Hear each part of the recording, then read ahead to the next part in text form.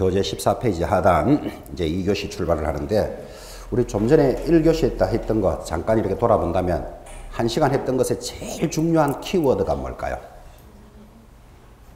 좀 전에 1시간 동안 했었잖아요. 그죠? 1시간 동안 했었던 것에 가장 중요한 말 뭘까요? 하면 결석하지 말 것. 그게 키워드입니다.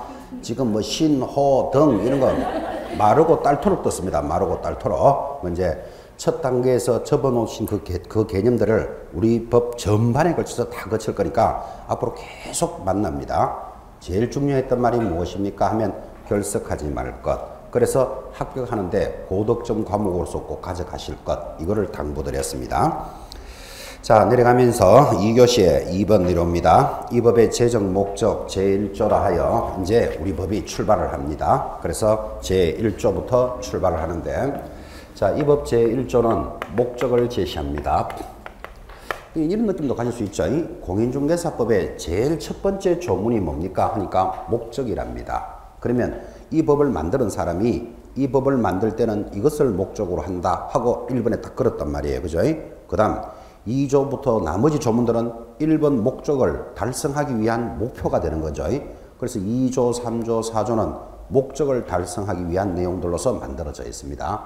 지금은 여러분한테 그렇게 연결 못하지만 나중에 이제 이 중개사법이 한 과정이 끝나고 나면, 전체를 다 보고 나면 이런 내용은 무슨 목적을 달성하기 위해서 만들었을까요? 이런 것도 훈련시킬 거예요. 그래서 1조 목적이 의미가 있다. 지금 그 이야기를 하고 있습니다. 자, 그런데 지금 제1조 목적 기념을 한번 읽어보겠습니다. 하단에 보시면 직접 목적, 공인중개사의 업무 등에 관한 사항을 정리하여 그 전문성을 제고하고 간접 목적으로서 부동산 중개업을 건전하게 육성하여 마지막 궁극적인 목적은 국민 경제에 이바지함을 목적으로 한다. 이게 제1조 목적입니다. 자, 여러분한테 읽어드렸는데 제1조 목적을 딱 들어보니까 시험에 자주 나올까요? 잘 안 나올까요? 자주 나왔습니다. 지금까지 몇 번 나왔는가 하면 12번 출제됐습니다. 12번. 그러니까 시험이 몇 번이 지나갔다고요? 25번이 지나갔는데 1조에 대해서 물었는 게 12번을 물었다니까요. 그죠? 그럼 12번이니까 이렇게 해석하면 되죠.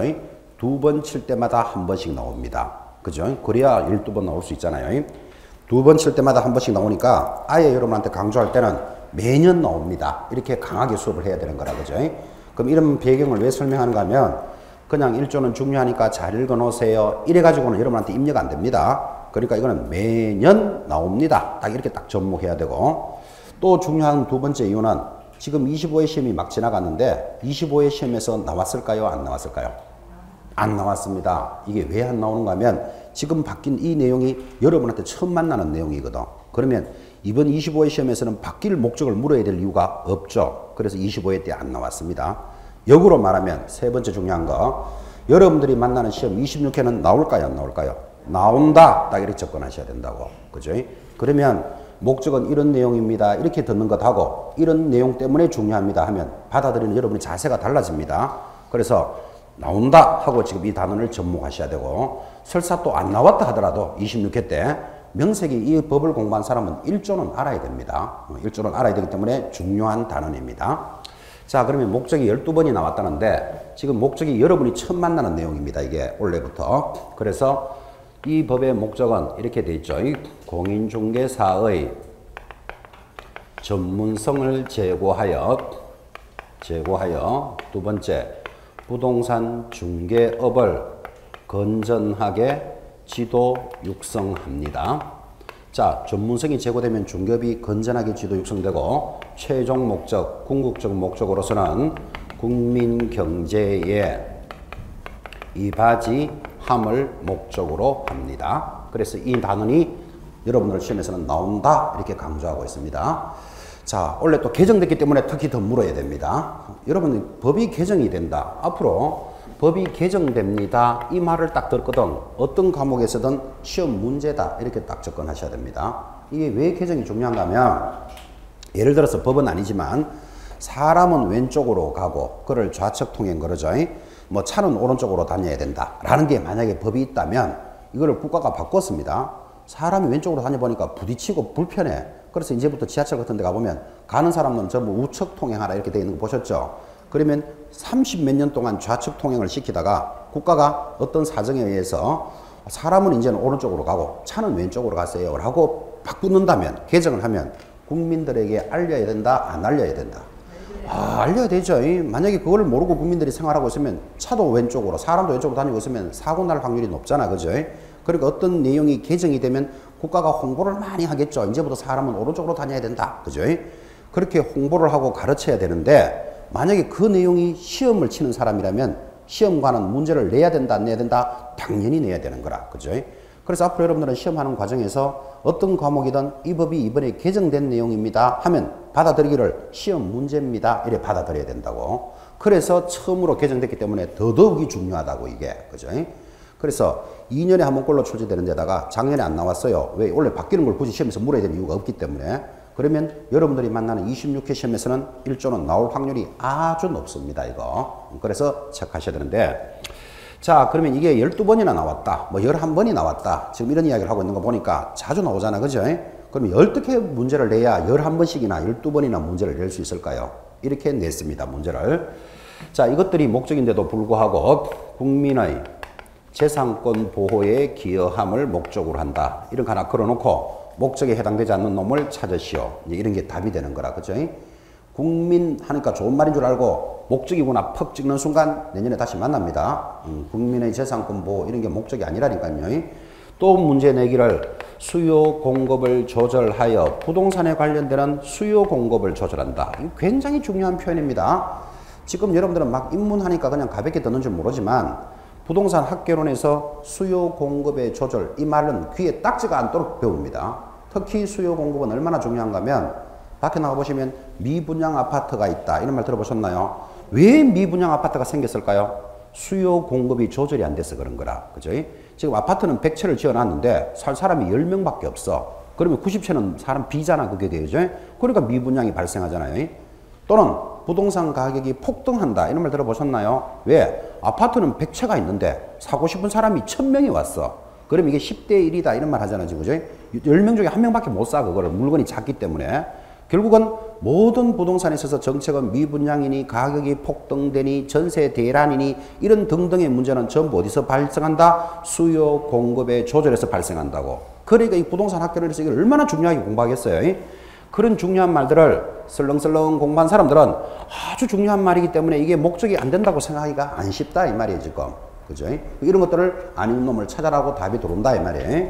특히 부동산 중개 업무를 건전하게 지도하고 이런 거 들어옵니다. 목적에 해당된다, 안 된다?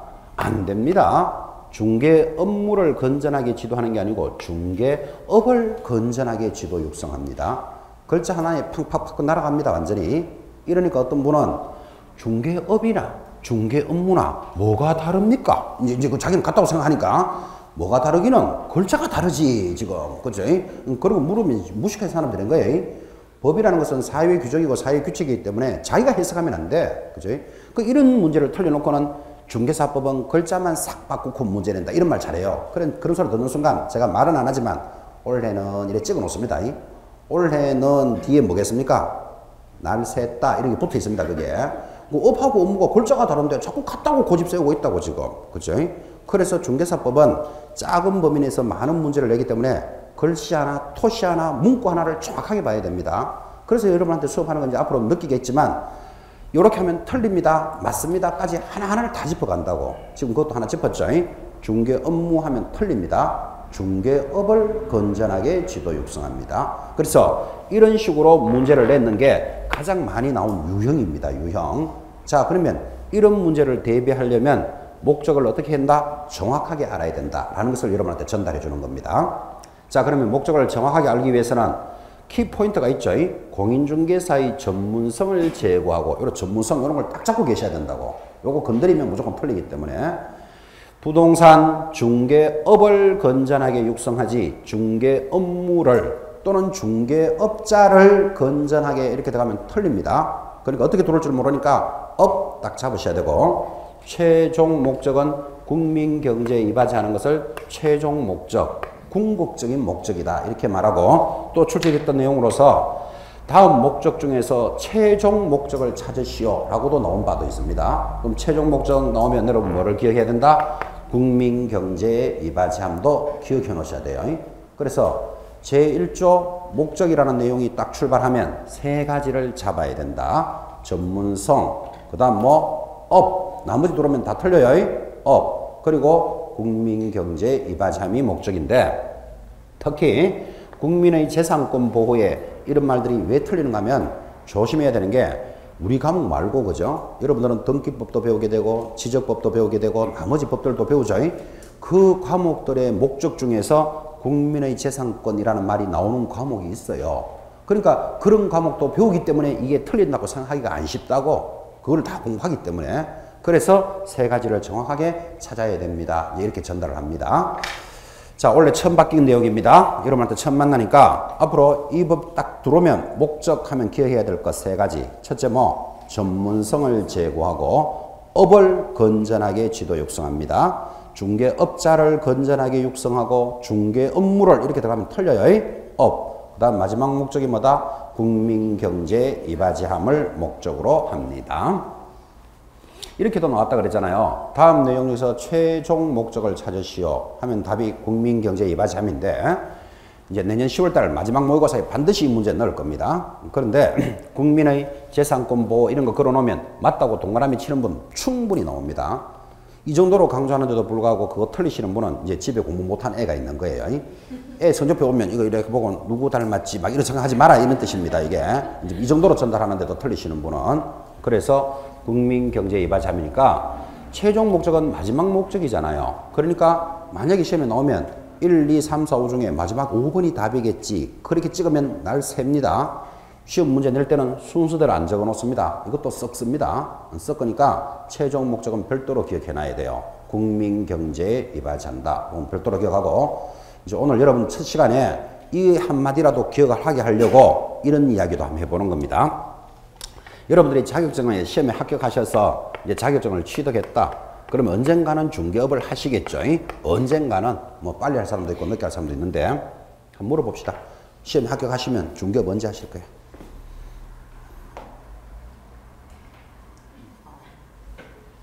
시간을 두고 금방 안 하고요. 지금까지 대답했는 게 이제 시간을 두고 그거 한마디 하려고 그만큼 시간을 둔 건가? 아이고 참. 그래, 시간을 두고 한다 좋다. 본인은 합격하시면 언제 중개업하실 거예요? 수습하고 수습하고 바로. 그럼 수습을 얼마 정도 하고? 좀 자신감이 넘겨 2, 3개월? 한 3, 4개월 정도 좀 배워서 하겠다. 그런 취지죠. 합격하면 한 3, 4개월 배워서 좀 훈련해서 하겠다. 취지가 그렇습니다. 합격하시면 언제쯤 중개업하실 거예요? 특강 같은 거 더 듣고 주위에 공부 좀 더 많이 해서 좋다. 그래, 뭐 특강도 듣고 주위에 공부를 많이 해서 몇 달 동안 공부 더 해서 그래. 투자도 좀 하고 투자도 좀 했어. 그래, 좋다. 그러다가 뭐 중개업을 개업을 하고 싶진 않아요. 하고 싶지는 않아요. 투자도 하고 배우기도 하고 개업을 하고 싶지도 않고 좋다. 뭐 그렇게 계획 없다 지금 이야기다. 본인은 합격하시면 언제쯤 중개업을 하실 것 같아요? 합격을 했다 하면. 등록하고 개업은 먼저 해놓을 거예요. 합격하면 등록부터 먼저 할 거예요. 대단하다. 그러니까 다른 말로 하면 바로 합니다. 뭐 이 말이다 지금 바로 합니다. 옆에 분 안 물어보면 섭섭하시죠? 합격하시면 언제쯤 중개업 하실 예정이에요. 예정. 2, 3년 있다가 2, 3년 있다가. 왜 2, 3년 있다가? 공부를 했지만요. 많이 아는 건 아니잖아요. 그래, 그렇지. 많은 공부를 배우거든요. 공부는 해서 합격은 했지만 아직 실무는 잘 모르니까 한 2, 3년 훈련해서 하겠다. 그 취지죠. 언제쯤 하실 거예요? 바로 할 거예요. 와, 좀 아세요 실무에 대해서? 아니요, 바로 개업하고요. 잘하는 실력자를 영입해서 영입해서 모셔와서 영어로는 스카우트했어. 그래서 바로 하겠다. 그거 좋습니다. 그 나름대로 이제 계획이 이렇게 있잖아 봐요.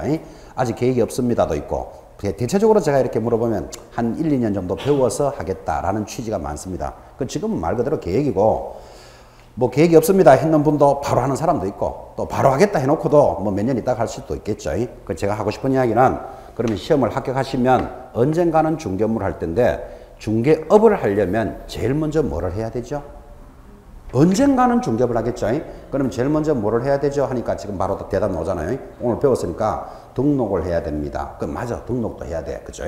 또 어떤 분은 사무소를 만들어야 됩니다. 맞아, 그것도 사무소도 만들어야 돼. 어떤 분은 중개업을 하기 위해서는 제일 먼저 뭐를 해야 됩니까? 하니까 청소해야 된대요. 그래, 사무소 되면 청소도 해야 돼.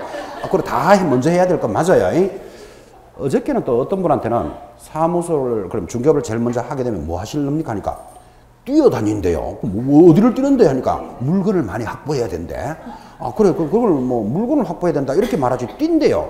그럼 뛰기만 뛰면 물건이 들어올까? 내가 이 생각도 좀 해보기도 했는데, 결국은 그 말이죠. 이제 중개업을 할 때는 뭐 사고 싶은 사람, 파는 사람을 많이 확보해야 되겠다. 이제 그게 첫 번째 일이다. 이제 그렇게 생각하시는 거겠죠. 다 맞는 말인데, 제가 생각하기는 합격을 하시면 제일 먼저 해야 될 것, 중개업을 하기 전에 개업식을 해야 됩니다. 개업식을. 등록도 해야 되고 물건도 확보해야 되고 일 잘하는 사람을 모셔와야 되고 해야 될 일도 많지만 사업을 하게 되면 제일 먼저 뭐 해야 된다? 개업식을 합니다. 이거 왜 해야 되는가 하면 여러분 모르는 사람한테도 내가 이 일을 한다고 알려야 되는 판에 가까운 친인척이나 친구들한테 내가 이 사업을 시작했다라고 알리는 게 개업식이거든요. 이걸 만약에 안 하게 되면 어떤 문제가 생기는가 하면 정작 내가 중개업을 하고 있는데 내 친동생이 아파트를 하나 사고 파는데 언니가 오빠가 하는 줄 몰라서 나 이 사람하고 거래했다. 그럼 분통 터집니다. 완전히. 그죠? 무슨 말인지 느낌 오죠? 그러니까 어떤 사업이든 사업을 시작하시는 분은 타인에게도 내가 이 업을 한다라고 알려야 되는 판인데 가까운 친구, 친척, 인척한테는 먼저 이야기하고 출발하는 게 맞잖아. 그죠? 그래서 보통 개업식을 다 합니다. 크게 하거나 작게 하거나 돼지머리도 갖다 놓고 명태도 2마리 올려놓고 그죠? 그래서 크게 하거나 작게 하거나 개업식을 하게 되는데 개업식을 하게 되면 이제 친구가 꽃다발 하나 들고 옵니다. 또 어떤 친구는 맥주도 2병 들고 옵니다. 야, 그동안에 공부한다고 고생 많이 해서 이제 드디어 개업식을 하는구나. 우리말로 하면 사장이 되었구나. 이 말이잖아. 그죠? 사장이 된 것을 축하한다. 하고는 그 다음 말이 뭔가 하면 그런데 너는 이 업을 하는 최종 목적이 뭔데? 이렇게 물으면 뭐라고 대답해야 된다? 국민경제에 맞이함을 목적으로 한다. 요거 기억하라고 지금 여기까지 이야기한 거예요. 배운 거니까 꼭 써먹어야 된다고. 그죠? 그래서 친구가 와서 야, 이 사업을 축하한다. 근데 너는 이 업을 하는 최종 목적이 뭔데? 하면 그렇지, 그렇지. 국민경제에 입하한다. 그래서 이거 지금 입력하라는 뜻이에요. 그렇게 대답을 하면 친구는 무슨 생각을 할까요? 대단하다. 그런 생각 안 하고 맛이 같구나 이렇게 생각합니다. 뭐 가방 들고 어딘지 뭔지 막 왔다 갔다 하더니만 드디어 이제 맛이 같구나 생각하면서 친구가 놀라가지고 그죠? 냉수 한 잔 떠옵니다. 찬물을 떠와가지고 야, 이거 한 잔 마시고 정신 차리고 다시 대답해봐라. 최종 목적이 뭔데? 그때는 그렇지, 배운 대로 해야 되지. 국민경제에 입하함을 목적으로 한다. 두 번째 물어도 그렇게 대답해야 되는 거예요. 그 친구는 그때는 무슨 생각할까요? 이제 두 번째 들으면 이제는 맛이 같구나가 아닙니다. 휴대폰을 꺼내가지고 119 딱 누릅니다. 이제 앰뷸런스 부를 준비한다는 말이죠. 그리고 통화 딱 누르면 이제 부르기 직전인데 다시 한 번 더 말해봐라. 정신 차리고 이 업을 하는 최종 목적이 뭔데? 국민경제에 입하함. 그러면 이제 실려갑니다. 그날 개업식도 못하고 세 번째 물으면 돈 벌라고 이래 대답해야 돼. 그죠? 중개업을 하는 최종 목적은 뭐다? 돈 벌라고. 또 뭐 고상한 인격을 양성하려고 그런 소리 하고 있으면 안 돼요. 자, 그래서 지금 그 정도로 설명해서 최종 목적 하나는 여러분들 심각하라고 좀 이야기했습니다. 그래서 꼭 개업식 하시고 개업식 할 때 친구가 물으면 뭐라고 대답해야 된다? 최종 목적은 국민경제에 입하한다. 이거 입력해 놓으셔야 됩니다. 이 정도로 심어주는데도 틀리는 사람은 하여튼 문제 있는 사람이에요. 하여튼. 그런데 친구가 안 물을 수도 있잖아. 그죠? 배우기는 배웠는데. 그러면 여러분들이 친구가 꽃다발 주면서 야, 축하한다 하거든 꼭 말해요. 최종 목적이 뭔데? 내한테 한번 물어봐. 그래, 이야기하라고. 그래서 개업식 할 때 꼭 한번 써먹기 바랍니다. 그래서 최종 목적은 국민경제에 입하함인데 공부하신 학생들은 그래 물어준다고 최종 목적이 뭔데? 이래 물어주는데 공부를 안 한 사람은 너는 이 업을 하는 목적이 뭔데? 이래 물으면 골 때려. 이야기 다 해야 돼. 공인중개사의 전문성을 제고하여 중개업을 건전하게 지도 육성해서 국민경제에 입하함을 목적으로 한다. 이렇게 다 이야기해야 되니까 친구도 공부한 사람을 친구로 해야 된다. 공부 안 한 사람 친구해야 된다. 공부한 사람 친구해야 돼요. 공부 안 하면 목적이 뭔데? 이래 물으면 다 이야기 다 해야 돼. 지금. 그죠? 최종 목적은 뭐다? 국민경제에 입하함입니다. 자, 시험 칠 때는 국민경제고 실질적으로 이야기할 때는 뭐라고 이야기해야 되고? 돈 벌라고. 그래, 돈 벌라고 지금 이 공부를 열심히 하고 있습니다. 자, 자, 제1조 이 정도로 이제 분해했는데 이제 첫 시간에 입문은 이 정도로 합니다. 앞으로 이 중개사법 전반 2조, 3조, 4조를 다 배우면서 이 목적하고 이 현상이 어떻게 연결되는지도 천천히 해 나갈 거예요. 기초 단계에서는 여기까지는 잡으셔야 됩니다. 자, 제2조로 넘어갑니다. 15페이지 제2절 용어의 정의 제목 찾았습니까? 옆에다가 제2조 이렇게 한번 적어 놓으시기 바랍니다. 우리 중개사법은 얼마나 고마운지, 그죠? 자, 1조는 목적이고 제2조는 용어의 정의인데 민법에서는 143조에 의한, 103조에 의한 이라는 말을 하면서 103조가 무슨 내용인가를 알아야 문제가 풀리도록 나와요. 그러면 뭐 187조에 의한 물건의 변동은, 186조에 의한 물건의 변동은, 이 말은 186조, 187조 내용을 알아야지 그걸 풀 수 있잖아. 그죠? 민법은 법조문도 그렇게 공부해요. 이번에 민법 수업 하셨죠? 언제? 어제? 어저께요? 화요일 하셨구나. 그죠? 아마 민법에 이제 서론이 출발했겠지만 그렇게 가는데 186조에 의한 물건의 변동은 187조에 의한, 103조에 의한 이라는 말은 조문의 내용을 알아야 된다는 뜻이지만 중개사법은 2조에 의한 이런 말은 절대로 안 물어요. 얼마나 고마운 과목인지. 예를 들어서 2조 해놓고 갈로 열고 용어의 정의에 대해서 이렇게 딱 설명도 다 해줘요. 그러니까 여러분들은 1조가 뭐다, 2조가 뭐다는 알 필요 없어요. 알 필요 없는데 그래도 이제 첫 시간이니까 1조를 공부했으면 용어의 정의가 2조구나 이렇게 느낌을 한번 가져보라고 제2조라고 이야기하는데, 자, 2조의 내용은 용어의 정의를 제시합니다. 용어라는 말을 한자로 쓰면 이렇게 쓰는데 사용하는 말이라는 뜻이에요. 용어의 정의를 2조에서 제시합니다. 이 정자가 확정하다 할 때 정자입니다. 수학의 정석 이런 거 들어보셨죠? 정, 확정해서 뜻을 확정시킨 겁니다. 중요할까요? 안 중요할까요? 굉장히 중요한 단어입니다. 용어의 정의를 모르면 앞으로 이 수업을 못 따라옵니다. 그런데 이 용어의 정의를 안다라고 하는 사람도 어설프게 아는 사람이 너무너무 많습니다. 매년 무조건 한 문제 냅니다. 용어의 정의. 용어의 정의 무조건 한 문제 나오고 용어의 정의를 모르면 앞으로 수업을 못 따라온다 그랬잖아 지금. 그죠? 그래서 이 단원이 중요한데 이번 지나간 25회 시험에서도 1번 문제가 용어의 정의를 문제를 걸었습니다. 그래서 매번 수업할 때마다 중요합니다. 그랬고 한 문제 나옵니다. 이렇게 강조했고 그게 적중도 하고 그랬다 이 말이에요. 지금 살짝 자랑하고 있는 겁니다. 이게 자랑인지도 모르지만. 그래서 용어의 정의는 중요하다. 지금 이야기를 강조하는데 이게 또 의미가 있는 것이 여러분 우리 공부를 할 때는 그죠? 어떤 학습이든 공부를 할 때는 뭐 영어든 뭐 중국어든 민법이든 중개사법이든 공부를 하는 사람은 암기를 해야 됩니까? 이해를 해야 됩니까? 이해하라 이런 말 굉장히 많이 들으셨죠. 그죠? 학습은 이해력 위주로 가야 된다. 이런 말을 너무너무 많이 들어요. 왜 그런가 하면 암기를 하면 암기한 대로만 나오면 다행인데 살짝만 돌려도 못 따라간다고 이게. 근데 이해를 해놓으면 설사 다르게 변형을 시켰더라도 이해한 사람은 찾아낼 수 있거든. 그죠? 그래서 모든 학습은 이해 위주로 가야 된다라는 말을 그렇게 많이 듣지만 용어의 정의는 반드시 암기하셔야 돼요. 그래서 이게 독특한 단어이에요. 그래서 여러분들 거기 상단 제목에 용어의 정의 옆에다가 크게 적어 놓으셔야 돼요. 암기할 것 이렇게 딱 적어 놓으셔야 된다고. 그러면 오늘 이거 한번 듣고 암기 안 되겠죠? 앞으로 수업을 계속 하면서 여러분한테 암기시키도록 만든다고. 아까와 같이 최종 목적은 뭐다? 국민경제에 이바지하듯이 시키듯이 그렇게 해서 시켜나갈 거니까 접목하시는데 아, 이 단어는 암기해야 되는구나. 그 암기를 하는데 어느 정도로 암기를 하는가 하면 사진 탁 찍듯이 암기해 놓으셔야 돼요. 오히려 이 제2조는 이해하면 문제가 틀려요. 그래서 이게 독특한 단어이에요. 그래서 2조는 암기를 하는데 암기해야 될 게 몇 개인 줄 아십니까? 1번의 중개 찾았습니까? 밑줄 긋고 2번 공인중개사, 3번 중개업, 4번 개업공인중개사 넘어가서 5번 소속공인중개사, 6번 중개보조원을 암기해야 돼요. 자, 모두 암기해야 될 거 몇 개? 6개입니다. 6개. 자, 이 정도는 암기해야 되겠죠? 암기해야 된다 그랬으니까. 이제 오늘 한번 듣고 다 암기는 안 되겠지만 암기를 반드시 하셔야 되는데 이거를 중요하다라고 이야기하고 싶어서 옆으로 살짝 빠지면 민법 수업을 해보시니까 소감이 어땠습니까? 민법을 생전 처음 듣는 생초보더라. 민법 처음 들어보니까 소감이 어떻습니까? 아, 답답했다. 본인은요? 재미있었다. 민법을 처음 들어보셨습니까? 어저께? 빠졌구나, 결석. 그렇죠. 어저께까지가 괜찮지만 오늘부터는 빠지지 마라 그랬어요. 교수님. 빠져서 못 들어봤고. 민법을 오늘 들어보셨어요? 지난주, 이번 주에? 들어보니까 소감이. 재미있었다. 답답하다. 재미 두 분. 민법 들어보니까 재미가 어땠어요? 재미있었다. 재밌었다. 독특한 학원이네, 이 학원은.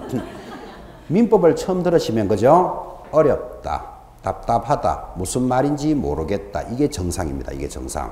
왜 그런가 하면 민법은 워낙 양이 많기 때문에 민법 박사도 민법이 재밌다 쉽다 소리 못합니다. 워낙 양이 많기 때문에. 근데 민법 박사도 그 민법의 총괄적인 중에서 자기가 전공한 부분이 있겠죠. 예를 들어서 민법 중에서 뭐 상속에 관한 것, 재산에 관한 것, 그죠? 친족에 관한 것, 이렇게 자기가 전공한 부분은 박사니까 잘 알겠지. 근데 민법 전반에 걸쳐서 민법이 그 방대한 것을 재미있다, 괜찮다 이렇게 표현 잘 안 합니다. 그러니까 만약에 뭐 민법에 빠지신 분도 있고 또 다음 주에 수업 듣겠지만 민법을 딱 들어보면 첫 번째 느낌은 답답하다, 어렵다, 잘 모르겠다. 이게 정상입니다. 정상. 근데 여기는 아주 독특하게 재미있었어요. 이러니까 제가 아주 독특한 장소다 지금 제가 그렇게 이야기하고 있는데, 그럼 민법은 왜 어렵고 답답할까요? 라고 굳이 묻는다면 양이 너무너무 많아요. 거기에서 왜 양이 많은가 하면 용어가 180여 개를 이해해야 되기 때문에 그래요. 근데 민법은 불행하게도 우리 중개사법은 제2조에서 용어의 정의는 이런 것이다라고 딱 제시해 주잖아요. 이렇게. 그죠? 그 민법은 그런 제시해 주는 단원이 없어요. 자기 스스로 이해해야 돼. 몇 개를? 180여 개를. 그죠? 민법 앞으로 진행하면 이렇게 합니다. 진위, 비진위 표시. 우리 두 사람이 계약을 했는데 계약이 깨졌다. 이러면 여러분 지금 무슨 말 했는지 알아들었죠? 두 사람이 계약했다가 깨졌대요. 근데 민법 어디에도 깨졌다라는 말이 없어. 계약이 무효되었다, 해지되었다, 해제되었다, 취소되었다. 깨지는 모양이 가지가지인 겁니다. 가지가지. 진위, 비진위, 법률의 행위, 법률의 요건, 법률의 사실. 이거를 처음 듣는 사람이 어떻게 그걸 알아듣는데, 그거를. 그죠? 그러니까 답답하다, 어렵다, 힘들다라는 게 민법의 첫 입문 과정인 거라, 그게. 그죠? 그래서 우리 수험생들의 대표적인 표현이 민법은 입문할 때 어려워. 이 용어를 알아야 되기 때문에. 그래서 들어갈 때 울면서 들어갔다가, 근데 어차피 용어만 해결이 딱 되고 나면 어차피 민법이라는 틀 안에서만 시험에 나오잖아. 그죠? 그래서 오히려 1차 과목에서는 학개론보다는 민법을 나는 더 공부하기 좋았다라는 사람이 많아요. 들어갈 때는 울면서 들어가는데 일정하게 수준만 딱 올라가면 그 범위에서 나오니까. 근데 학개론은 들어보셨는지 모르지만 들을 때는 굉장히 재밌어요. 이게 사회적인 현상을 이야기하기 때문에. 들어가기는 쉽게 들어갔는데 범위가 청방지축이니까 막상 시험 쳐보면 시험은 더 어렵다. 점수가 안 나온다. 웃으면서 들어갔다가 울면서 나온다. 이렇게 표현을 많이 해요. 근데 물론 이제 개성의 차이는 있죠. 뭐 자기가 경제학이나 이런 전공한 사람들은 어차피 개론이 편한 사람도 있고, 법학을 전공한 사람들은 누가 뭐라 그래도 나는 뭐 민법이 재밌었다 뭐 이런 사람도 있겠지만, 대표적인 표현은 그렇단 말이에요. 민법의 그 방대한 것 중에서 여러분들이 배우는 민법은 5분의 1도 안 됩니다. 민법의 그 방대한 것 중에 뭐에 대해서 부동산에 관한 민법 사항만 공부하는 거예요. 거기다가 또 뭐 계약 이런 것도 몇 개밖에 안 해요. 뭐 매매, 교환, 임대차 세 가지만 하는 거예요. 계약은 이거 말고도 10몇 가지나 더 있어요. 근데 부동산에 관련되는 민법만 공부하니까 범위가 그런데도 불구하고 여러분들한테는 아주 벅찬 내용이에요. 그게 양이 워낙 방대하기 때문에. 그죠? 예전에 제가 처음 공부할 때 진위, 비진위 이런 말이 나오니까 나는 진위가 여자 이름인 줄 알았어요. 그 또 성은도 빛인 줄 알았어요. 비진위, 진위 막 이러고 있으니까. 그죠? 이제 앞으로 마르고 딸도록 떴습니다. 진위, 비진위를. 그러니까 민법은 그 방대한 용어를 이해하는데 시간이 필요해요. 그래서 두 서너 달은 자꾸 들어야 돼. 힘들어도. 난 뭐 무슨 말 하는지 모르겠다. 그래도 자꾸 들어야 돼. 그래야지 이게 시간이 가야만 귀가 뚫린다고요. 제가 이야기를 굳이 하는 이유도 막상 이 공부를 처음 시작하시는 분이 뭐 의기도 양양하게 원래 꼭 열심히 해서 나는 꼭 합격할 거야 라고 들어오지만 민법 이런 과목 처음 들으면 막 사람 귀가 막 빠지기 시작한다니까요. 근데 어려운 게 정상이니까 두 서너 달은 그냥 들어야 된다. 이걸 기억해 놓으셔야 됩니다.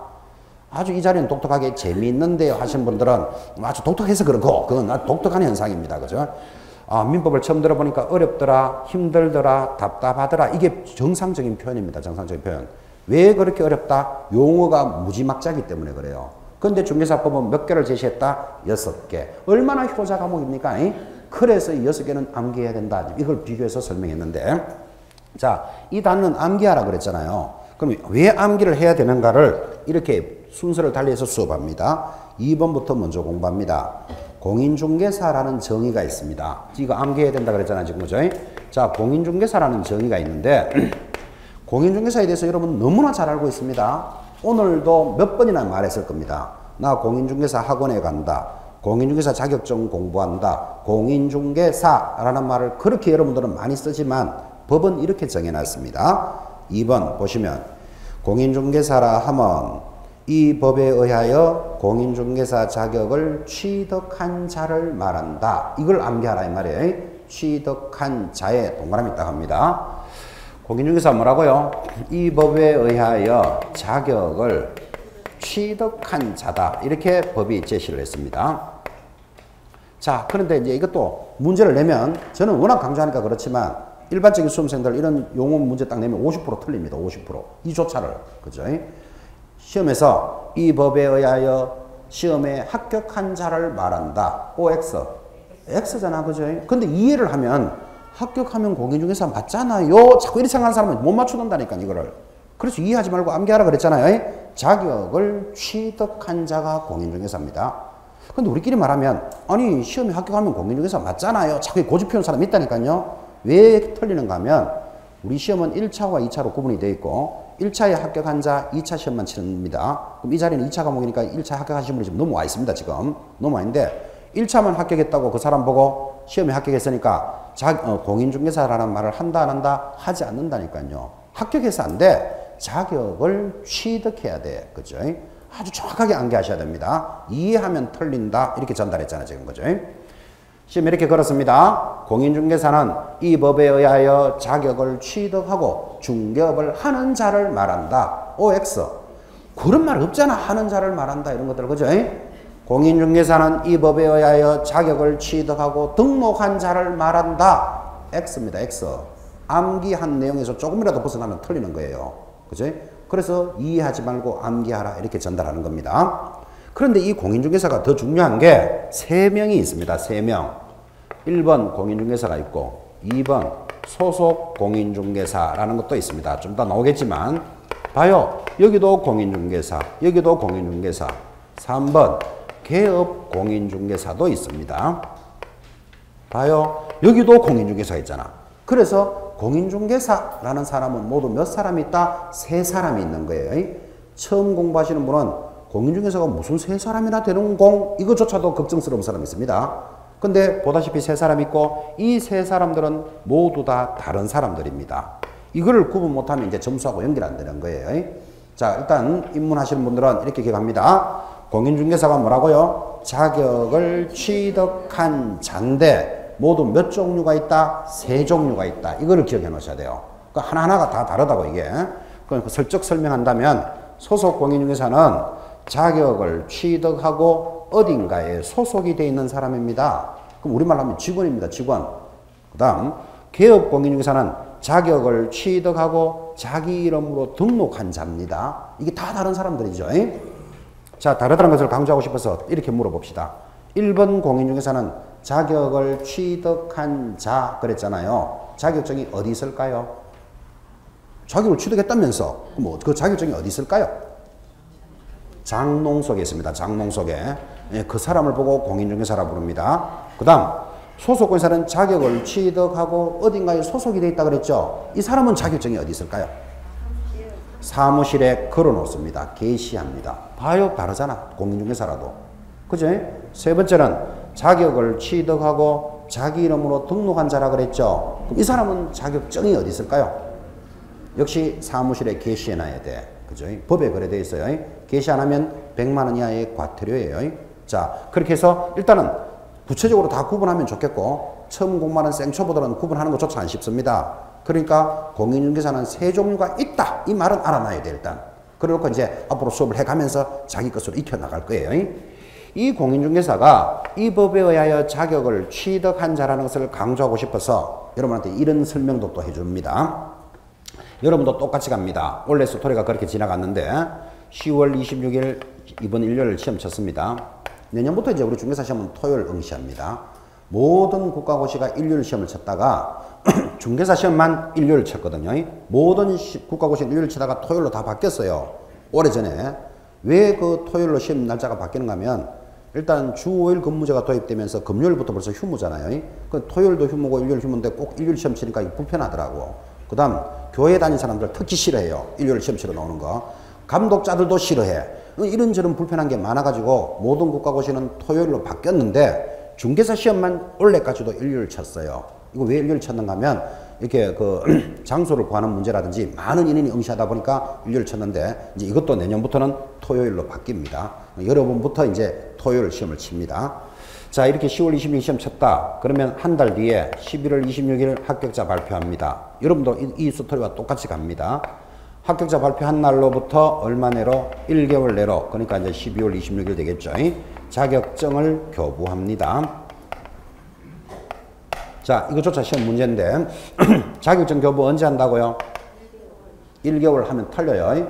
합격자 결정일로부터 1개월이에요. 이거 시험을 어떻게 되는가 하면 시험일로부터 1개월 내로 지급한다. 그러면 틀리잖아 봐요. 그러니까 1개월 이렇게 알고 있으면 안 된다고. 그죠? 그래서 그림을 자꾸 앞으로 그리는 이유도 그림으로 자꾸 눈에 익혀 놓으셔야 돼. 처음 보면 잘 안 익히져요. 근데 앞으로 계속 반복할 거니까. 다시 자격증 교부는 언제 한다? 합격자 결정일로부터 1개월 내로 지급하지 시험일로부터 1개월은 아니잖아 지금. 그죠? 그러니까 1개월 이렇게 알고 있으면 내년에 다시 만나야 된다니까 지금. 그죠? 그래서 합격자 경고를 고르니까 일정이 이렇게 가는 걸 보면서 하나 더 물어야 될 것. 그러면 자격증은 누가 교부할까요? 그런 문제가 생겼죠. 그래서 답은 자격증은 시도지사가 교부합니다. 이것도 시험용이니까 알아놔야 돼요. 제가 예전에 한번 물었어요. 시험에 합격하시면 자격증 받아야 되겠죠. 누가 교부할까요? 하니까 어떤 분이 뜬금없이 학원에서 이래요. 학원에서 자격증을 교부할 것 같으면 내일부터 하나씩 교부하면 되죠. 이쁜 사람부터 먼저 주고 밥 잘 사는 사람 먼저 주고 그러면 되지. 공부할 이유도 없잖아. 그지? 학원에서 교부하는 거 아닙니다. 누가 교부한다고요? 시도지사가 교부합니다. 그럼 여러분은 대체적으로 서울에 있는 분들이라고 보고 서울에 있는 분들은 자격증을 누가 교부할까요? 서울시장이 교부한다. 이렇게 기억해 놓으셔야 돼요. 뭐 시도지사는 다 알아놓고 또 어느 시도지사인지도 모르는 사람도 있어요 지금. 그죠? 그래서 여기 몸은 서울에 있지만 자기 주소는 의정부로 되어 있는 사람도 있을 수 있죠. 여기 와서 공부하지만 주소가 의정부로 되어 있는 사람도 있어요.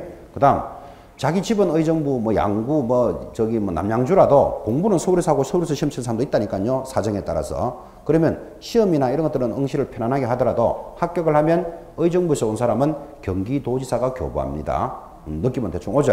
자격증을 누가 교부하는지 느껴보라고요. 시도지사가 교부합니다. 그런데 독특하게 그죠? 이 경기도 때문에 그래요. 경기도는 서울이 있고 그 다음에 삥 둘러싸 가지고 있는데 경기 북부가 의정부 쪽이잖아요. 경기 남부가 수원, 뭐 평택, 저기 안양 이쪽이잖아. 그죠? 이게 워낙 지역이 크니까 또 인구가 많고 뭐 대상자가 많고 하니까 의정부에서 합격한 사람이 경기도지사니까 수원까지 가서 자격증 받는다는 게 불편하다. 이런 느낌이 좀 오죠. 그죠? 그래서 재작년부터인가 택배비를 얼마 2,000원인가 보내주면 도청에서 자격증을 이렇게 택배로 보내줘요. 그래서 경기도 때문에 그런 제도를 만들어 놨어요. 만약에 부산부는 부산시청에 가서 받고 대구부는 대구시청, 광주는 광주시청에 가서 받는 거예요. 경기도 때문에 그런 제도를 만들어 놨습니다. 근데 여러분들은 대체적으로 서울분들이라고 보고 이제 합격하면 서울시장으로부터 자격증을 받으니까 서울시에 살면서 굳이 서울시장 쪽으로 또 송금해가지고 택배로 받는 것보다는 그래도 합격하시면 기념으로 서울시청에 가서 한번 받는 것도 괜찮습니다.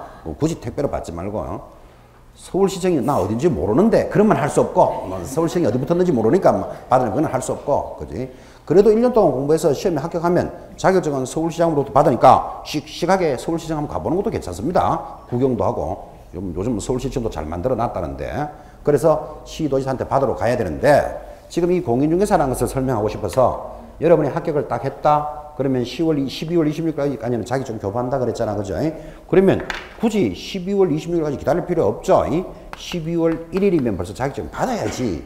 힘들게 고생했으니까. 그죠? 그럼 12월 1일이면 자격증을 받게 되는데 자격증을 받으러 가는데 서울시청 앞에서 경비원이 당신은 누구요? 이렇게 묻습니다. 시청에 들어가려고 그러니까. 누구요? 하면 아무 소리 하지 말고 그냥 들어가야 됩니다. 그런데 자격증을 딱 받아서 나오는데 당신은 누구요? 하면 뭐라고 대답하고 이 법에 의하여 자격을 취득한 자 공인중개사다. 왜? 이래다 되는 거라. 그죠? 지금 이걸 설명하면서 어디서부터 공인중개사가 되는 걸 이야기하고 있는 거예요. 그러니까 시험에서 합격한 자를 공인중개사를 한다. OX, X를 지금 설명하고 있는 거예요. 그런데 사람들은 그냥 합격하면 공인중개사인 줄 안다니까 지금. 그죠? 다시 시청에 자격증 받으러 가는데 당신은 누구요? 하면 뭐라고 대답하고 아무 소리 하지 마라 그랬잖아요, 지금. 그죠? 근데 받아서 나오는데, 당신은 누구요? 하면, 이 법에 의하여 자격증 팔랑팔랑 보여줘야 되겠죠? 자격을 취득한 자, 공인중개사다. 왜? 스토리가 고래 가는 거라, 지금. 그죠? 그래서 어디서부터 공인중개사가 된다는 것을 이 정도로 강조해 놨습니다. 그런데 시험에 합격한 자를 말한다. 합격을 하고 중개업을 하는 자를 말한다. 이런 문제에 걸려든다라고. 그죠? 자격을 취득한 자입니다. 종류가 몇 종류가 있다? 3종류가 있고 모두 다르다. 이건 알아놔야 돼. 그래서 이 단어를 설명하면서 여러분에게 이 단어는 이해하면 안 되고 암기해야 되는 이유를 지금 설명한 거예요. 이제 다시 1번으로 올라갑니다. 첫 번째 정의가 뭡니까? 중개라는 정의가 출발합니다. 우리는 2번부터 먼저 공부했고, 자, 중개라는 정의 굉장히 중요합니다. 왜? 어떤 단어는 있어 1번에 딱 걸어놨잖아. 그죠? 1번에 중요하니까 1번에 걸었을 거 아니에요. 중개가 뭘까요? 하니까 법은 이렇게 정합니다. 암기해야 됩니다. 중개라 하면 법 3조 규정에 의한 중개 대상물에 대하여 거래 당사자 간의 매매, 교환, 임대차 그 밖의 권리의, 일단 그 밖의 권리 동그라미 덕실 변경에 관한 행위를 알선하는 것, 이를 중개라고 설명했습니다. 굉장히 시험에 자주 나옵니다. 용어의 정의 자체가 중요하다 그랬는데다가 그걸 중요한 단어는 1번에 딱 걸어놨잖아, 지금. 그죠? 자, 이 중개를 앞으로 여러분들은 암기하는데 지금 한 번에 암기 다 안 된다고 또 해도 잊어버리니까 뭐는 기억하라고요? 그 밖의 권리가 있다. 요거 기억하라고 동그라미 딱 해놓은 거예요. 자, 다시 적으면 중개라는 것은 중개 대상물에 대해서만 중개합니다. 중개 대상물에 대하여 거래 당사자 간의 이 물건을 매매도 하고 교환도 하고 임대차도 하면서 또 그 밖의 권리의 해서 그 밖의 권리 중요하다. 권리의 덕실 변경에 관한 행위를 뭐 하는 것이다? 알선하는 것. 이렇게 정했습니다. 용어의 정의 중에서 제일 깁니다, 이게. 제일 중요하고 제일 긴데 이 줄을 한 줄 한 줄이 다 시험 문제입니다. 한 줄 한 줄이라는 말은 중개 대상물에 대하여 이랬잖아, 지금. 그죠? 그럼 중개 대상물이 뭔지 알아야 된다, 몰라야 된다? 알아야 된다고. 참고로 중개업자가 테레비, 냉장고, 자동차 이런 거 중개할까요, 안 할까요? 그런 거 중개 안 합니다. 그 중개 대상물이 아니기 때문에. 이제 중개 대상물은 제3조가 바로 다음 조문이잖아, 그죠? 바로 뒷장에 따라오니까 일단 주어진 물건이 딱 있습니다. 토, 건, 입, 강, 공이라는 5가지 물건에 대해서만 거래 당사자 간에 이랬습니다. 당사자가 누굴까요? 하면 매도인, 매수인, 이 사람이 당사자지 중개업자는 들어가지 않습니다. 근데 이 당사자도 거래 당사자 중에 중개업자가 거래를 이루고 있으니까 당사자라고 생각하는 사람도 많아요. 그래서 이게 하나하나가 다 시험 문제라고요.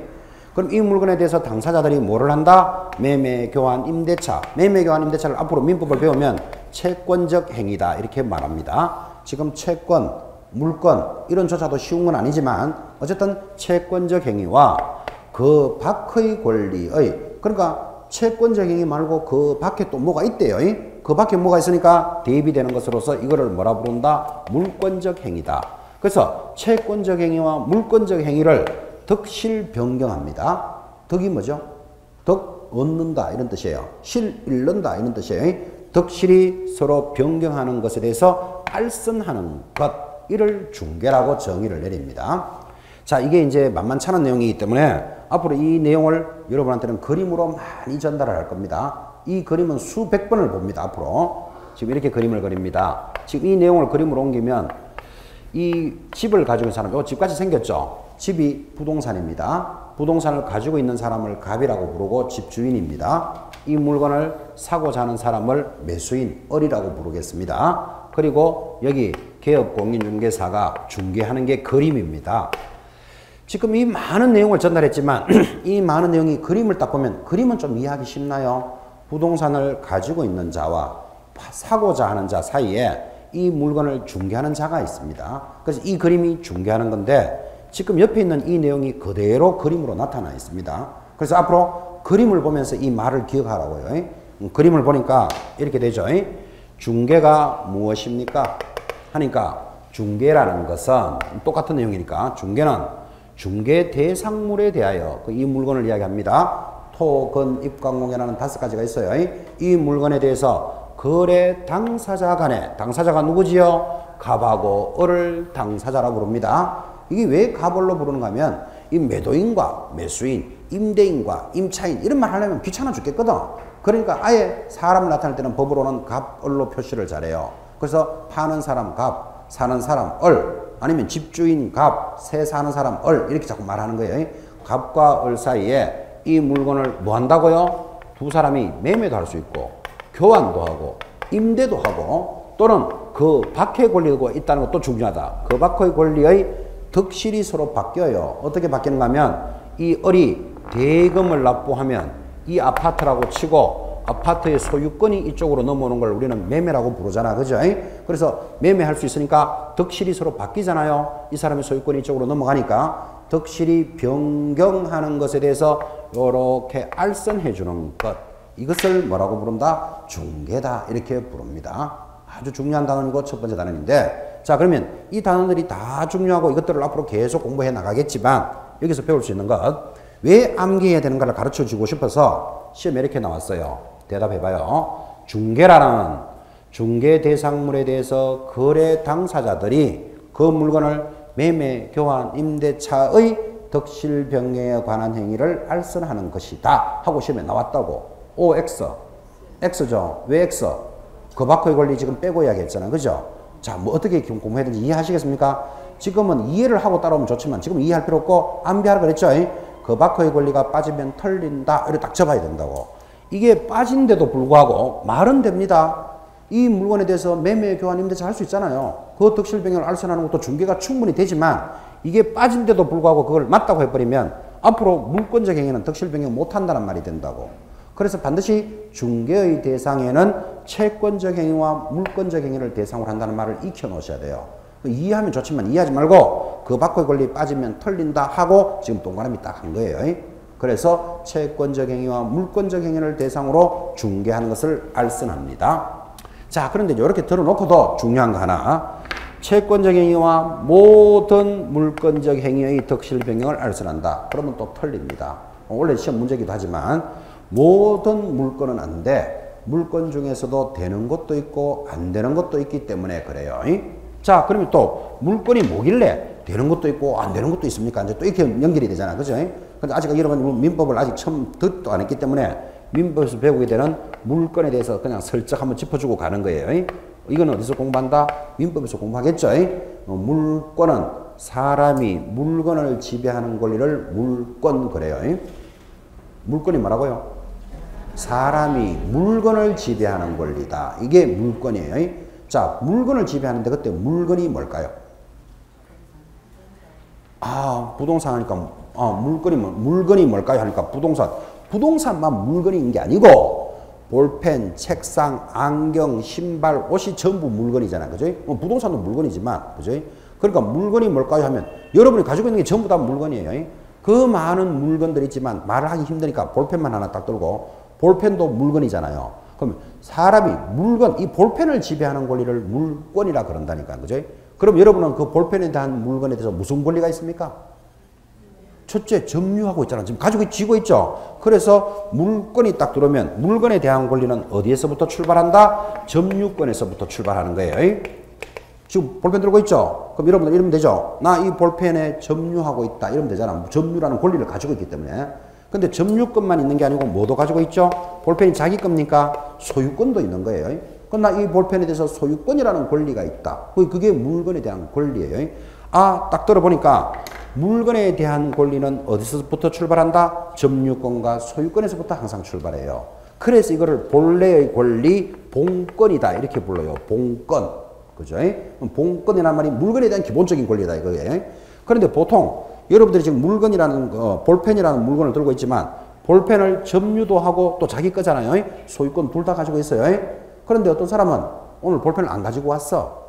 공부는 해야 되는데. 그럼 옆 사람에게 볼펜 하나 빌려주세요. 그럴 수 있겠죠.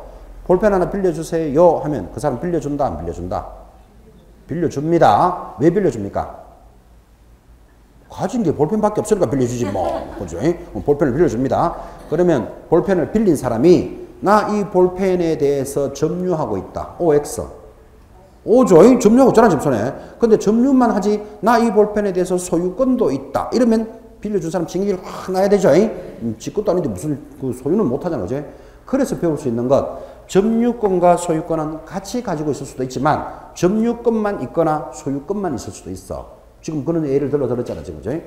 근데 볼펜을 빌렸지만, 볼펜을 훔쳐가는 사람도 있을 수 있겠죠. 그럼 볼펜을 훔치면, 점유는 하고 있지만 소유권은 없죠. 그러면 그런 점유를 뭐라 부른다? 불법 점유 이래 부르는 거라, 이게. 그죠? 그 불법 점유하면 뭐? 처벌받아요, 형사처벌. 지금 우리는 처벌이 있다, 없다, 그런 이야기 하고 싶은 게 아니고, 물건에 대해서 권리는 점유권과 소유권으로 구분되는데, 자, 모든 물건 하면 틀린다 그랬잖아요. 그래서 중개가 안 되는 게 점유권이 안 돼요. 그런데 소유권은 중개할 수 있다. 이거 이야기하려고 지금 권리를 설명한 거예요. 그럼 왜 점유권은 안 됩니까? 하니까 주로 볼펜 같은 것들은 동산이죠. 동산에 관련되는 권리는 중개하지 않습니다. 그럼 이것만 보더라도 모든 물건을 중개한다 하면 틀린다고. 그래서 가능한 물건에 대해서만 중개 대상이 됩니다. 여러분들은 동산업자가 됩니까? 부동산업자가 됩니까? 부동산업자가 될 사람들은 동산과 친한 권리를 중개하지 않는다니까요. 이것만 보더라도 모든 물건을 중개하지 않습니다. 자, 그런데 소유권은 중개할 수 있습니다. 방금도 이야기했습니다. 중개, 우리 용어의 정의에서는 매매할 수 있다 그랬잖아요. 매매, 교환, 임대차니까 매매할 수 있죠. 매매를 하게 되면 이 사람이 대금을 납부하니까 이 사람의 권리, 무슨 권리가? 소유권이 이쪽으로 넘어오잖아. 그죠? 이거를 매매라고 부르잖아요. 아, 그래서 소유권은 덕실 변경을 알선할 수 있구나를 배울 수 있다니까요. 자, 이렇게 권리가 출발했는데 소유권이 탁 들어오면, 그죠? 오늘부터 기억하셔야 될 거 하나 있어요. 당연히 민법에서 다 듣게 되겠지만 소유권이라는 말이 딱 뜨면 세 가지 권능이 있어야 돼. 사용할 수 있고 수익할 수 있고 처분할 수 있는 힘이 있어야만 소유권이라는 걸 가져가는 거예요. 그래서 앞으로 소유권 하면 저절로 기억하는 게 뭐다? 사용, 수익, 처분이 가능한 권리. 이렇게 기억해 놓으셔야 되고, 이 소유권에서부터 모든 권리들이 출발하기 때문에 그래요. 소유권 하면 뭐 생각하라고요? 사용, 수익, 처분이 가능한 권리다. 이걸 얼마나 강조하고 싶으면 이 정도로 강조합니다. 오늘부터 이제 이렇게 이해하셔야 돼요. 암기하셔야 돼요. 유행가 가사에 나는 그대를 소유하고 싶소 이런 말이 딱 들어오면 소유 밑에다 줄 딱 꺼놓고 나는 그대를 뭐 하고 싶소? 사용하고 수익하고 처분하고 싶소. 이까지 연결해 놔야 돼. 지금 소유만 보면 세 마디가 돌아야 되기 때문에. 어떤 술 취한 아저씨가, 그죠? 술 취해서 가면서 이럽니다. 나는 마누라를 소유하고 있는데 마누라가 도망가서 찾으러 간대요. 그럼 따라가는 여러분들은 마누라를 소유하고 있는데 이러면, 아, 마누라를 뭐 할 수 있다? 사용하고 수익하고 처분할 수 있는데 도망갔다. 지금 이 말이거든. 그죠? 근데 그 아저씨가 마누라 소유할 수 있을까요? 없을까요? 모르지. 뭘 없기는 뭘 없어요. 사용하고 수익하고 처분할 수 있으면 소유권이 있는데 처분 당할 가능성이 오히려 좀 더 많죠. 사실은. 그죠? 그래서 소유만 넣으면 기억해야 되는 말, 사용, 수익, 처분으로부터 권리가 출발한다 그랬잖아. 그래서 기억해놔야 된다니까요. 그런데 이 사용, 수익, 처분할 수 있는 소유권은 중개할 수 있는데 내 물건은 아니지만 사용하고 수익만 할 수 있는 게 있어요. 그걸 뭐라 부른다? 용익 물건이라고 불러요. 용익 물건이 무슨 뜻이라고요? 사용하고 수익만 할 수 있는 권리. 대표적인 게 전세권, 지상권, 지역권이라는 권리가 있어요. 이 세 가지를 뭐라고 부른다? 용익 물건이다. 사용하고 수익만 할 수 있는 거다. 이것들 하나하나를 전부 다 여러분도 공부하게 되겠지만 가볍게 전세권 하나만 이야기해 봅시다. 이해하고로. 여러분 아파트를 사고 파는 것만 있는 게 아니고 전세 산다. 들어보셨나요? 전세 사는 사람은 그 전세 보증금을 내고 물건을 사용할 수도 있고 수익, 그 하숙집, 전세 얻은 집에 하숙 쳐도 된다 안 된다? 쳐도 되죠. 하숙생 쳐도 되죠. 그 수익은 할 수 있지만 처분할 수는 있다 없다? 없잖아. 그래서 전세권을 용익 물건만 되지 처분할 수 있는 권능은 없는 거예요. 이 처분할 수 있는 권능을 우리 물건은 담보 물건이다 이렇게 불러요. 그 담보 물건은 대표적으로 유치권, 질권, 저당권을 이야기하는데 판례가 이 중에서는 저당권만 중개할 수 있다. 요게 판례가 인정해 주는 거예요. 자, 그럼 판례로서 인정을 해주니까 유치권은 중개하면 된다 안 된다? 안 된다. 왜 안 될까요? 동산과 친한 권리. 질권도 물건이지만 중개할 수는 없다. 왜 안 될까요? 동산과 친한 권리. 그래서 물건을 지금 다 적었는데 모든 물건을 덕실 변경한다 하면 틀린다고. 안 되는 게 뭐지요? 점유권, 유치권, 질권은 안 돼. 동산과 친하기 때문에 여러분들은 동산업자가 되는 게 아니고 부동산업자가 된다 그랬습니다. 부동산업자들은 동산과 친한 권리를 중개하지 않습니다. 자, 이렇게 해서 이제 물건을 나열해 놓고 나니까 여러분이 출제위원회도 이런 문제 안 내고 싶어요? 1. 전세권, 지상권, 3번 지역권, 4번 유치권, 5번 저당권 5개 던져놓고 다음 중 중개의 대상이 되지 않는 것을 고르시오. 답은 몇 번? 유치권. 12회 때 문제입니다. 저하고 같이 이렇게 공부해온 사람은 이 문제를 못 맞출 수가 있다 없다? 없다고. 오늘 한 번만 듣고 많은 것도 아니고 이 단원이 나올 때마다 이렇게 정리해 나갈 거니까. 그죠? 그래서 어떻게 문제를 물어 들어오는구나를 지금 의식하고 있습니다. 거기다가 여러분들은 민법에서는 하나에 대한 권리를 다시 다 공부합니다. 또. 그죠? 여기서 몇 문제 나온다? 11문제 나옵니다. 물권에서 11개. 민법에서. 그죠? 아주 중요한 기초를 지금 출발한 거예요. 민법에서 듣지도 못한 내용을 중개사법에서 물권이라는 게 이런 게 있고 우리는 이것들 중에서 중개의 대상이 되는 것, 안 되는 것을 지금 구분해 나가고 있습니다. 원래 용어의 정의 1번 문제라 그랬죠. 1번 문제의 정답이 이겁니다. 저당권은 중개의 대상이 된다. OX. 중개의 대상 O죠. 요거는 누가 인정해준다? 판례가 된다고 인정했다. 그거의 1번 정답이 문제였었습니다. 문제. 그죠? 어쨌든 용어의 정의는 중요하다. 지금 이거 이야기도 강조했고. 자, 물권은 어떻게 움직이는지. 자, 이렇게 이해된 여러분들은 중개라는 용어를 공부하면서 중개 대상물에 대해서 거래 당사자들의 매매 교환 임대차의 덕실 변경에 관한 것을 알선한다면 틀린다고. 그게 맞다고 들어가버리면 물권은 덕실 변경 못하는 게 되니까. 그죠? 그렇게 이해하면 좋겠지만 이해가 안 되거든. 일단은 그 밖의 권리가 있어야 한다. 이거 잡아 놓으셔야 된다고. 됐죠? 그래서 물권도 한번 이렇게 예습을 해본 시간입니다. 세 번째 정의입니다. 2번은 했고 3번 중개업이란 굉장히 자주 나오는 조문입니다. 이것도 이 다른 사람의 의뢰에 의하여 다른 사람 의뢰표 1번 답니다. 1. 조건이 3가지 있어야 되거든. 다른 사람의 의뢰에 의하여 2번 일정한 보수를 받고 보수 앞에 2번 3번 중개를 업으로 하는 것. 이를 중개업의 정의입니다. 번호를 지금 1, 2, 3번 달았죠. 1, 2, 3번 다른 이유는 하나라도 빠지면 중개업이 안 되기 때문에 그래요. 그래서 다시 암기하기를 중개업 하면 몇 가지? 3가지를 기억해야 됩니다. 첫 번째, 타인의 의뢰가 있어야 하고 2번, 일정한 보수를 반드시 받고 중개를 업으로 하는 것이다. 3가지 중에 하나라도 빠지면 틀립니다. 그러면 하나라도 빠지면 틀리지만 더 들어가도 틀립니다. 암기하라고 그랬잖아 지금. 그죠? 이렇게 나옵니다. 중개업이란 중개사무소를 갖추고 타인의 의뢰 보수를 받고 중개를 업으로 하는 것을 말한다. OX. 중개사무소라는 말이 없잖아 지금 여기에. 그런데 이걸 시험지에 올려놔놓으면 쭉 읽어봐요. 틀린 데를 찾아낼 수 있는가 없는가. 중개업은 중개사무소를 갖추고 다른 사람의 의뢰에서 보수를 받고 중개를 틀린 데를 못 찾아냅니다. 중개사무소라는 말이 있다 없다? 없다. 중개업이란 중개사무소 등록을 하고 타인의 의뢰에 의해서 보수를 받고 중개를 업으로 하는 것이다. OX, X 등록도 조건 아닙니다. 이런 거 주의하셔야 됩니다. 그러니까 다 알고도 눈 퍼렇게 뜨고도 틀린 데 들어간다니까요. 그러니까 3가지를 암기하라고 지금 강조하잖아요, 지금. 그죠? 그 암기한 것에 대해서는 조금이라도 틀리게 나오면 틀린다 찾아가셔야 되는 거고.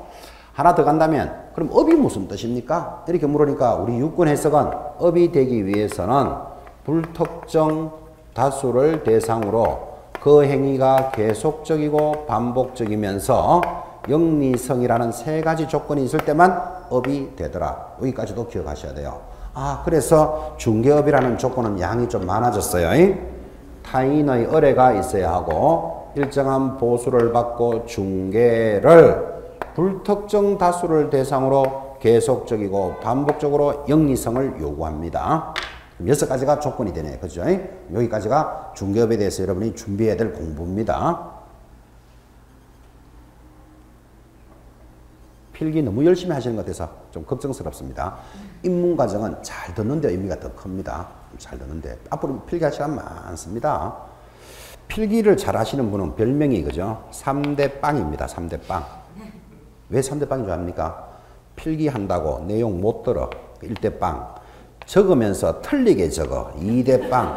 그렇게 어렵게 적어놓고 집에 가서 안 봐. 또 3대. 그럼 그냥 꽝이야, 꽝. 오늘 했는 거. 그지? 그 필기 잘하는 사람 3대 빵이에요, 3대 빵.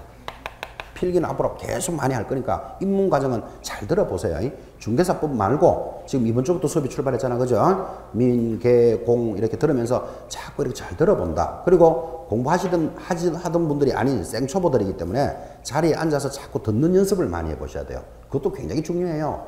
그런데 수험생들은 안 그래. 왜 그러면 자꾸 적어야 뭐 좀 했는 것 같거든. 그래서 자꾸 적어. 그죠? 자꾸 적어. 안 적고 이래 눈만 뜨고 갔다가 집에 가면 나 뭐 그냥 놀다 왔는가 이런 생각 들거든. 그래서 필기는 자꾸 해요. 그 심정도 내 이해는 하는데 필기 잘하는 사람 별명 뭐라 그랬죠? 3대 빵, 3대 빵. 그렇게 이렇게 적어놓고 집에 와서 공부도 안 하면서 그치? 또 틀리게 적을 때는 또 똑바로나 적어놨나 또 그죠? 틀리게 적어놓고 그럼 또 적으면서 또 못 들어 무슨 말 하고 있는지도 지금 또 그죠? 그래서 필기 너무 연연하지 마시기 바랍니다. 그것도 뭐 잔소리 같은데 어쨌든 중개업은 몇 가지를 찾아내야 된다? 6가지. 이런 거 기억해 놓으셔야 돼요. 그러면 이 중개업이라는 정의를 이렇게 공부하는 이유를, 그죠? 이 한 줄로 설명할 수 있어요. 시험에서는 이렇게 딱 물으면 다행인데, 이걸 알고 있다는 전제하에서 이렇게 묻는다고요. 신림동사무소에서는 무주택 서민들을 대상으로 전세 임대차를 알선해주고 일정한 보수 수수료를 받았다. 이거 중개업에 해당됩니까? 이래 묻는다고. 지금 질문 하나 듣겠습니까? 신림동사무소에서는 관내에 있는 무주택 서민들을 대상으로 아파트 임대 알선을 해주고 일정한 수수료를 받았다. 그거 중개업에 해당됩니까? 이래 묻는다니까요. 된다, 안 된다? 안 된다. 왜 안 된다? 자, 타인의 의뢰가 조건이 있어야 된다 그랬죠. 그러면 서민들이 나 아파트 임대 하나 구해주세요라는 의뢰는 있었겠죠. 일정한 보수도 받았다 그랬죠. 또 아파트 임대는 중개 대상에 해당되죠. 중개란 임대라는 것은 매매, 교환, 임대차, 임대차도 중개 대상이 된다니까요. 다 되는데 자, 불특정 다수입니까? 관내 주민들만 대상으로 했습니까? 관내 주민들만 해서니까 특정인만 대상으로 했잖아. 그럼 이 조건이 안 맞죠 지금? 그 다음 그게 계속적이고 반복적이 하더라도 신림동사무소가 무슨 이익을 보려고 한 것이다. 뭐 사후 봉사활동을 하는 거다. 봉사활동에서 하는 것이 그거 영리성을 갖추고 있다고 볼 수는 없잖아. 그죠? 그러면 신림동사무소에서 관내 서민들을 대상으로 아파트 임대 알선해주고 일정한 수수료를 받는 것은 중개업에 해당한다 하지 않는다? 하지 않는다. 이 조건이 안 맞으니까. 그럼 해당하지 않으니까 중개사법을 적용받을 필요 있다 없다? 없다. 자기들끼리 하면 되는 거예요. 그거. 그죠? 그래서 지금 이런 공부를 왜 한다? 어떤 행위가 중개업에 되는지 안 되는지를 판단하는 기준이 되는 거예요. 이제 여기까지 공부를 하면 좀 너무 많이 가는 거고 일단 여러분들은 암기할 것 이제 이걸 기억해 놓으셔야 돼. 첫 번째 기초 단계에서는. 그죠? 거기까지 체크하셨습니다. 10분 쉬었다가 4번 개업 공인중개사 할 겁니다.